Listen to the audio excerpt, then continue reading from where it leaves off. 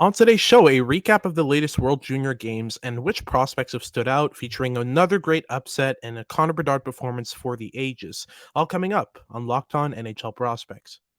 You are Locked On NHL Prospects, part of the Locked On Podcast Network. Your team every day.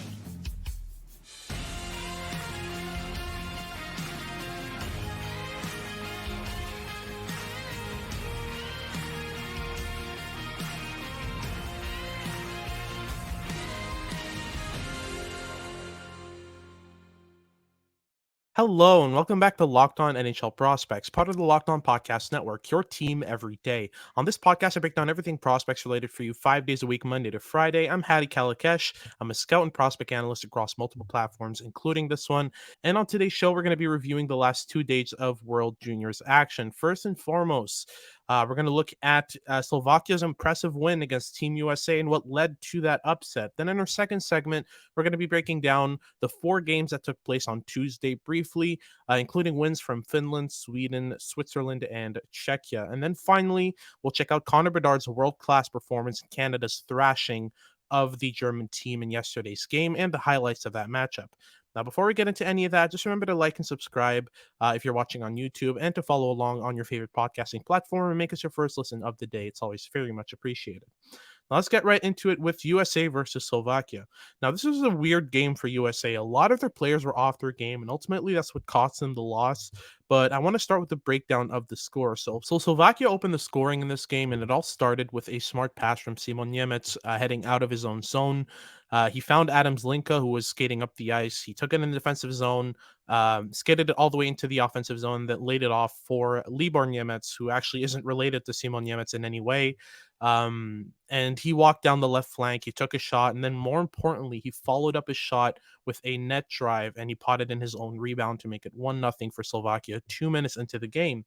Then USA countered with 2 goals. First, Tyler Boucher of the Ottawa Senators. He goes to the net and gets a rebound with a wide open cage on the power play. And then Lane Hutson of the Montreal Canadiens, he put a smart wrister towards the net. It was a perfect height for Gavin Brindley to tip it in the high slot over Adam Gayon's shoulder. Gayon was the netminder for Slovakia. So he tips it over his shoulder, and the 2023 NHL Draft eligible makes it 2-1 for USA heading into the first intermission.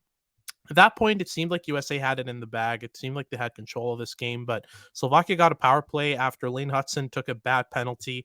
Servac Petrovsky, who was a 6th-round pick of the Minnesota Wild, outworked him down low to a loose puck, and then Hutson hooked him in front of the referee. It was very difficult to miss if you're a ref, and he went off for 2 minutes. And on that Slovak power play, there's a certain someone called Dalibor Dvorsky who you just can't allow to shoot in especially with space. So he did a really great job of freeing himself. He moved around really well on the man advantage. He switched with his teammates and was confusing the US penalty kill with his movement. He got the puck in the high slot, and more importantly, he took a moment before shooting. He sort of delayed with the puck, and that's something he does really well. But yeah, he used Charlie Stramel as a screen, and then he was able to wrist it easily past Caden Mberico. So yeah, that idea of outweighting his opponents is something that's really common in Dvorsky's shot. He took a moment, didn't really flinch or anything like that. He just sort of held the stick in his hip pocket, waited for either the goalie or the center in front of him, Charlie Stramel, to flinch, and then benefited from that in order to shoot it perfectly. And just like that, it was 2-2, tied. And then later on, in that same period, Robert Bako, who is a third pair defenseman for Slovakia in this tournament, he skates right into the offensive zone. He drives the right flank, and the right-handed defenseman shoots it over Mberico's shoulder, short side, to make it 3-2 for Slovakia. A quite straightforward goal where he just walked into the offensive zone and shot it. But then quickly after that, Philip Meshar, first round pick of the Habs in 2022, he walks into a pass in the high slot and he gets a lucky bounce. He was trying to create a shot pass. He was trying to sort of shoot it off his teammate's stick for a deflection, but it deflected off an opposing defender's stick and went right in the top corner. Well, it kind of squeezed past Caden Mberico into the top corner, and just like that, it was 4-2, and Slovakia had a 2-goal lead at that point. Now, at that point, that's when the panic sets in. The Americans try to ramp up the physicality to respond, but Kenny Connors, a fourth round pick of the Los Angeles Kings in 2022, he took that way too seriously and went for a clear boarding penalty on David Natny of the Slovakian team after the puck was long gone. I mean, he had a good 2 seconds in order to let off, but he went through with the motion. The defenseman was far enough from the boards that it was just an obvious penalty. That was a 5 minute major and a game misconduct and an ejection for Connors. So the Americans are stuck defending 4-on-5 for 5 minutes when they need 2 goals. It's not ideal at all. The Slovaks don't score on the 5 minute power play, but Peter Repchik takes advantage of Luke Hughes getting too aggressive offensively. Luke Hughes was meant to be the best defender on that team. I saw a lot of iffy stuff from him defensively in this game, and that was a prime example. He got too aggressive offensively, was trying to create a goal for his team, and Repchik goes on a breakaway the other way. Kaden Barrico makes a great save for USA. But then Luke Hughes, who's back checking hard in order to keep up with play, it goes off his skate and right into the back of the net. And just like that, it was 5-2 for the Slovaks. Now, Tyler Boucher scored on the power play to make it 5-3 and give some hope for his team. And then Team USA even paired Luke Hughes and Lane Hudson, their two best offensive defensemen, to try to create something and get another goal. But it was too little too late. And the Slovaks even added an empty netter to make sure that to make the game 6-3 and to finalize the win.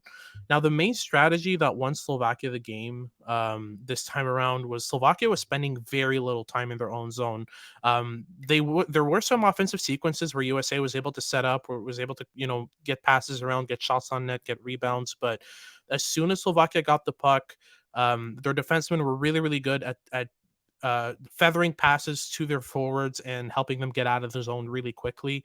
And that way they were able to do a lot of damage on the rush. And keep Team USA as far away from their net as possible. So that was something that Slovakia did really, really well in this game. That's kind of a playbook that could work for other teams and could work for them against other teams moving forward in this tournament. Though that's something to keep in mind. Now, the standouts for Slovakia, first and foremost, Simon Nemec had a tremendous game. I don't think there's a more composed and calm defender in this tournament than he is. I mean, I tweeted this. You can follow me on Twitter for some takes on these prospects, but Simon Nemec, he could face a rhino head on and not flinch, and you would just sort of take a step to the right and be okay. He's that calm, he's that composed, he's that sort of nonchalant in this game, and it's really impressive to see the amount of smart short passes that he made. Those kinds of things are really, really impressive from him. Another player who performed really well for Slovakia for me is Servak Petrovsky. Petrovsky was a late round pick, a 6th round pick of the Minnesota Wild, and I mean, he was in my top 50. I really, really liked this prospect, and I was super shocked to see him slip that low. He's got pace, he's got intelligence, especially. He's a really good manipulator. He's a great playmaker. He's got a decent shot. I mean, I thought he had a well-rounded offensive toolkit and a lot of mental tools to go with that, but somehow he slipped. Two draft eligibles for me who performed really well in this game. Maxim Strabak, who's a defenseman for Slovakia, played really, really well. Super mobile, really good at feathering passes to his teammates. He's able to manipulate and deceive his opponents. It's a lot of smart stuff from him. And Alex Chernik, I think, had a great engine in his game. He was relentless. He was all over the ice, making plays defensively, offensively. I really liked his game. For USA, there are a couple, but not as much, of course. Logan Cooley was solid in this game. I thought he was the best player for Team USA, creating a lot with his pace, with his playmaking, pushing, offensively a lot. He almost scored a Forsberg one-hander on a partial break. He was all over the ice. Jamie Snuggerud as well, who was his line mate, was really good at crashing the net, doing the small things right. He's got a very mature game. I talked about it last episode. Something really impressive about his game. Then Gavin Brindley, 2023 NHL Draft eligible, I thought had a great game. He scored a goal, played great in all 3 zones, was trusted on a penalty kill, saw a lot of different situations, but I really like the pace, intensity, and skill with which he plays. It's something really promising, and I'm starting to think that he might be a top 15 pick in my first round. So we'll see when January comes around and this tournament goes on, but he's up there in the discussion. I just also want to mention pretty much the whole defense core for USA, other than Sean Barons and Ryan Chesley, struggled a lot, especially Lane Hudson, especially Luke Hughes. They had a lot of awful moments defensively. So just wanted to mention that as well. But that's it for our first segment and the breakdown of Team USA's loss against Slovakia. Now we're going to go into the overview of Tuesday's games. There are four of them to go through. We're going to get to it right after these messages. Do you like betting? BetOnline.net is your number one source for any wager that interests you. From the NFL to the NBA to the MLB and even NCAA football, UFC, golf, anything you like, they have you covered. You can find all the latest player developments, team matchups, news, podcasts, and in depth analysis on every game on their website or app. They're, of course, a great source for all of your sports wagering information with live betting so you can keep up with bets as they unfold. They've got up to the minute scores for every sport out there. They're the fastest and easiest way to check in on all of your favorite games and events. Head to the website today or use your mobile device to learn more. Bet online, where the game starts. All right, so moving on to our next segment, we're going to be breaking down four games that were played on Tuesday. First and foremost, I want to talk about Finland versus Slovakia. That was a solid game that ended 5-2 in favor of Finland. Joachim Kimmel was really solid in this one, the National Predators' first-round pick from this last draft. He scored a one-timer from the high slot to put Finland up 2-1 in the game, and then got an assist on an insane solo effort by Oliver Kapanen. He skated down the right side of the ice, put it under the defenseman's stick for Slovakia and skated around him, picked it up near the goal mouth, but he went for a wraparound, which went in. It was a really, really good goal. And Brad Lambert also scored his first of the tournament from a very weird angle. A sort of seeing eye shot that made its way through Patrick Andersick as he was skating down the right side as a right-handed shooter. He was able to sort of snipe it over the shoulder of Andersick, closing down on the offensive zone. It's also worth mentioning Oliver Kapanen had 2 points in this game. He had an assist on another goal, so that was really impressive from him. I think Kapanen and Kemel really had the best games for Finland versus Slovakia. And for Slovakia, I think a player who really impressed me was Peter Repchik. Repchik plays for the Charlottetown Islanders in the QMJHL. He was passed over in last year's draft. He's going to be available for this one. He scored 2 goals in this game, played really well, contributed well on the power play, especially. I like the way he moved pucks around. I like the way he used his shooting threat. That was something that was really impressive from him. But moving on from that game to our next, Sweden versus Germany. Now, this was a surprisingly tight game. It ended 1-0 for Sweden. And Adam Engstrom, a Montreal Canadiens third-round pick in 2022, had the sole goal of that game with about 20 seconds left in the third period. That was the only goal scored in the game overall. It was a point shot that sort of squeaked through the German netminder, and it was assisted by Philip Biestedt of the San Jose Sharks, a first-round pick of theirs in this past draft. Biestedt had a really, really good game. He had 7 of his team's 44 shots on goal. Was all over the ice, was making plays defensively, was connecting with his teammates offensively, but especially he was sort of trying to put a finish on plays, was taking a lot of shots on goal. That was something that I like to see from him. And for me, both goalies stole the show in this game. Nikita Kopp for Germany especially was really outstanding. He saved a penalty shot from Fabian Lucel of the Boston Bruins. He was solid in the crease for Germany throughout this game. But also a shout out to Carl Lindbaum, who played a really, really good game for Sweden. He didn't have to make as many saves, obviously, as Nikita Kopp, but he played a really good game. I was impressed with what I saw from him. Moving on to Latvia versus Switzerland. Now, this was a shootout win for Switzerland against Latvia. They won it 3-2 in the shootout. So the first goal of the game was pretty simple. Brian Zanetti of Switzerland put a shot on the net. Louis Robin hopped on the rebound and put it into the back of the net. To make it 1-1, though, Gustavs Ozelinch, who had a great game, he streaks into the offensive zone as a defenseman. He curls back and then drops it to Dans Luckmelis, who was a fourth-round pick of the Boston Bruins. And Luckmelis takes a shot and then goes to the net, gets his own rebound, and then he outweights the Swiss netminder to tie it up, sort of left it on his forehand and skated around the netminder to tuck it in. That was a really good goal. And then Ozelinch also got an assist on the 2-1 goal for Latvia, so had 2 points on each of the 2 goals of Latvia in this game. And then with the empty net and 2 minutes on the clock, Rodwin Dioniccio takes a point shot for Switzerland. He gets a pass off his teammate and then just winds it up and slaps it into the top corner to tie the game up with a couple minutes left. Just shoots it right through the Latvian netminder. Great job from him. Then in the shootout, both teams went scoreless after 5 rounds of shots. And after the fifth round, shooters are allowed to go again as many times as they want. So first and foremost, Attilio Biasca, who scored the overtime winner for Switzerland against Finland. He goes again for a second turn at the start of the sixth round. He scores. Danslik Melis, same thing. His second opportunity, he scores as well. And then Liket Reichel scores on his second attempt right after that. And then the Swiss netminder stops Durels Ducours of Latvia to win the game for Switzerland 3-2 in overtime.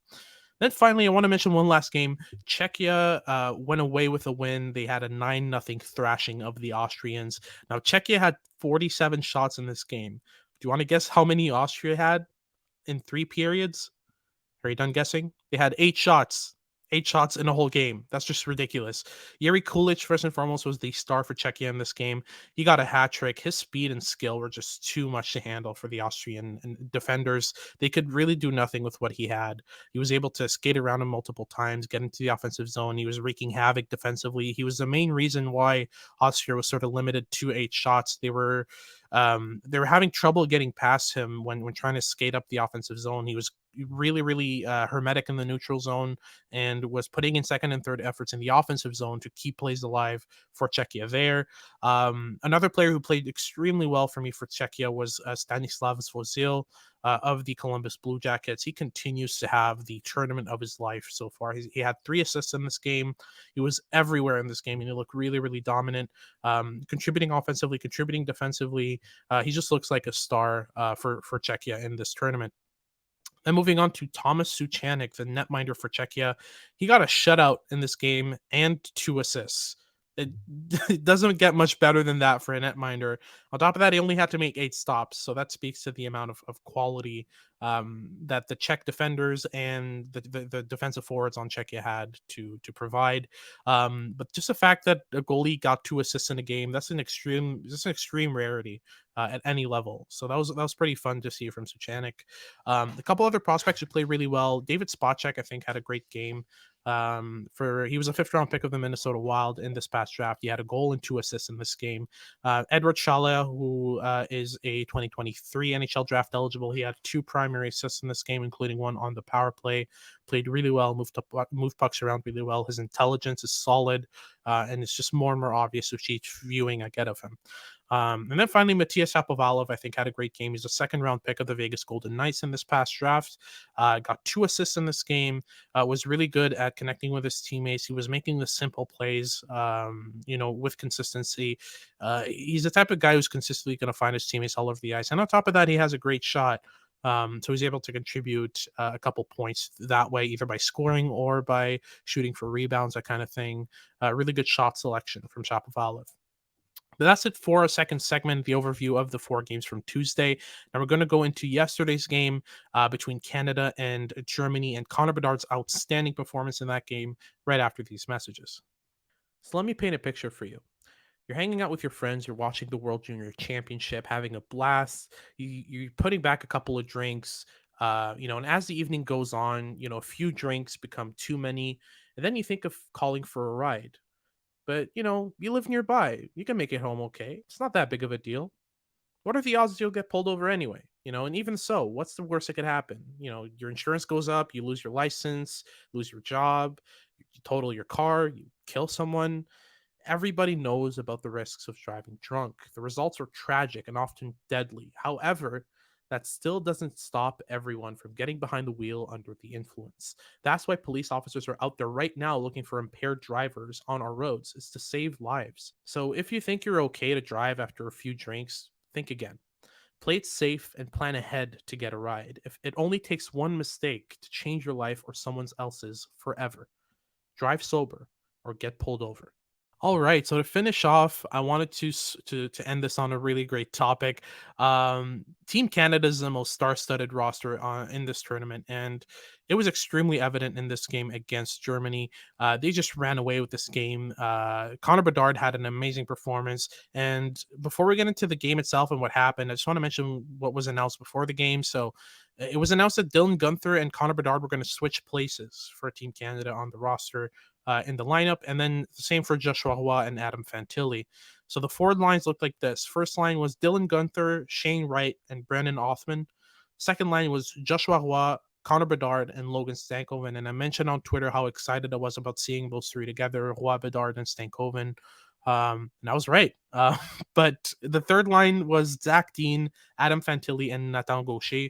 I was kind of surprised to see Adam Fantilli get demoted, but honestly, with the way Joshua Roy had been playing recently, it was kind of obvious that if you were going to give a player a promotion, it was going to be him. So Fantilli drops down with Dean and Gaucher on that third line, and then the fourth line was kind of four players actually. Kaden Bankier, Zach Ossipchuk, Reed Schaefer, and Colton Dock exchanged positions on that fourth line for Team Canada. So the game ended 11-2 for Canada, which is kind of what you expect when Canada goes up against a team like Germany. But the start of the game didn't look like it would go this way at all. I mean, of course, Dylan Gunther scores on the power play off a great passing play for Team Canada to make it 1-0. Olin Zellweger makes a great play in the defensive zone to break out the puck and get rid of his forechecker. He breaks into the offensive zone. He lays it off to Shane Wright. He gets it back from Wright. And then Zellweger is able to find Connor Bedard in the slot. And then Connor Bedard is able to find Dylan Gunther really easily at the goal mouth on the left side for a one-timer. Gunther doesn't miss those that easily. It's 1-0. But then Germany ties it, and you start thinking, oh God, this is the team that gave Sweden a rough time just yesterday. Canada's coming off a bad loss against Czechia. Is this happening? Is this possible? But not to worry, 2 minutes later, and a German defender puts it into his own net after a Shane Wright shot, and it is 2-1 Canada. Then, before the first period ends, Joshua Roy picks off a puck along the boards and creates a puck battle, and he's so good along the boards with his physicality that he's easily able to outmuscle the German players, pick up the puck and play it to Logan Stankoven in the middle of the ice, and he fires a one-touch pass right to Connor Bedard for a breakaway, and Bedard's money on breakaways. He's not missing those, so he makes it 3-1 heading into the first intermission. Now, if you're sort of losing track of the Bedard point counter, he's up to 2 right now for the moment after one period.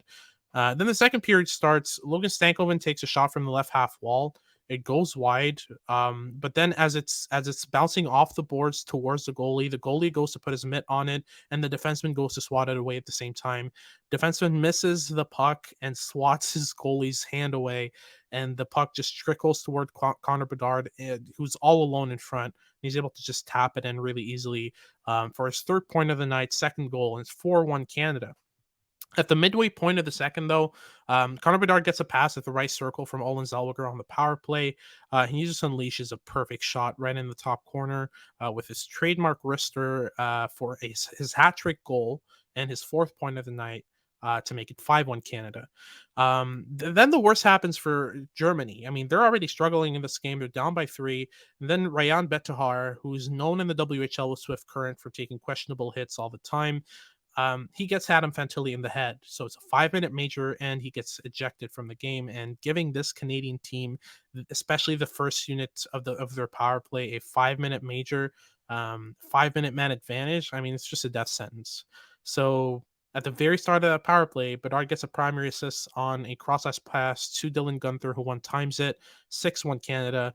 Bedard's got 3 goals and 2 assists at that point, and we're not even through with the second period. Then later on, Brant Clark scored off a pass from Adam Fantilli a minute later to make it 7-1. And then Dylan Gunther, again, a copy paste of that 6-1 goal. He gets a cross ice pass from Connor Bedard, who did a great job of looking off his pass. He was looking at the net the whole time, pretending he was going to shoot.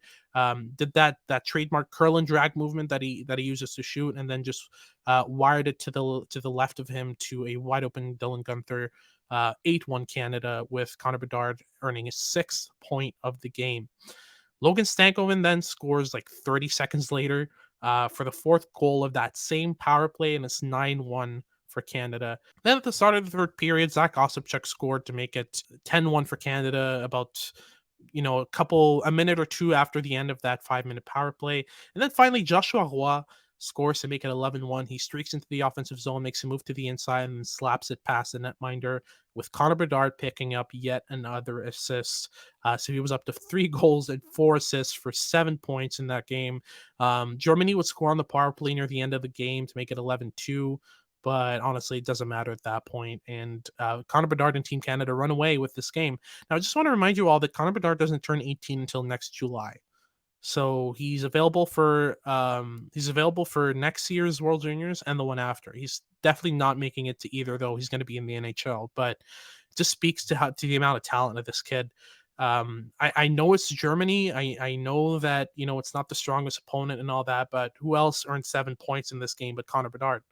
It just speaks to the amount of talent that he has, that he's dominating this team, and leaving his mark historically on a team that genuinely has all the firepower in the world. I think without Connor Bedard, Canada would still be fine. I mean, they've got that much firepower on their team. It's outstanding. So for the standouts for this game, obviously first and foremost is Connor Bedard, but I've spoken enough about what he did in this game. So I just want to say that honestly, whoever tries to question his spot at first overall in this 2023 draft needs to shake their head and needs a reality check. I mean, this is a generational prospect, and Adam Fantilli's on the same team. The guy who's supposedly going to compete with him for that first overall spot, he's nowhere near having the impact that Connor Bedard has. And I know it's just a tournament and it doesn't speak to anything else outside of that, but you can compare the two in terms of their skill sets and just see how much more dominant Connor Bedard is on the puck.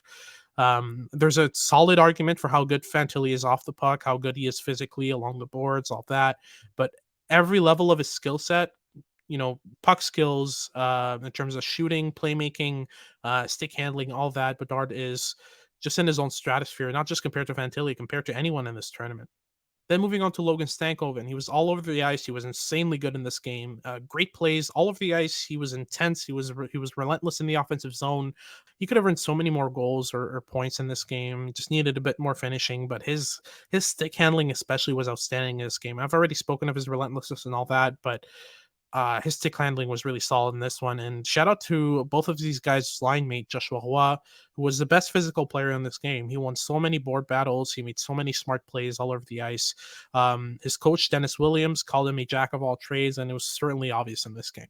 Next up is Dylan Gunther. He scored a hat trick in this game and didn't even get any hats. I mean, everyone had thrown theirs already on the ice when Connor Bedard scored his third of the game. So this kind of speaks to the fact that yes, all 3 goals were primarily assisted by Connor Bedard, but that doesn't speak to the amount of talent that Gunther brought in this game. He was a really good finisher. He showed off how good of a goal scorer he is, and overall made some good plays in terms of playmaking as well. And then finally, I want to mention the Brandt Clark-Olin Zellweger duo, which was absolutely dominant in this game. Zellweger was outstanding in transition, was consistently finding passing lanes. Brandt Clark had such a solid finishing touch on each play. He was moving all over the ice in the offensive zone and creating offense that way, walking the blue line, all that. Those two really complemented each other well. Offensively, they were just creating so much for Canada and helping them so much in terms of getting the goal scoring that they got in this game. That's going to be it for today's episode. Thank you very much for watching. If you like what you've been watching, make sure to like and subscribe if you're watching on YouTube. And if you like what you've been listening to, make sure to check us out on all your favorite podcasting platforms and make us your first listen of the day. It's always very much appreciated. For your second listen of the day, make sure to check out Locked On Sports Today. They've got all your news and updates on all your favorite sports. They'll make sure that you're the smartest person at your water cooler at lunch, while you're talking to your colleagues, or at school if you're in studies, any of that. They've got you covered. They'll make sure that you sound as smart as possible. This has been Locked On NHL Prospects with Hadi Kalakesh, and I hope you tune in next time.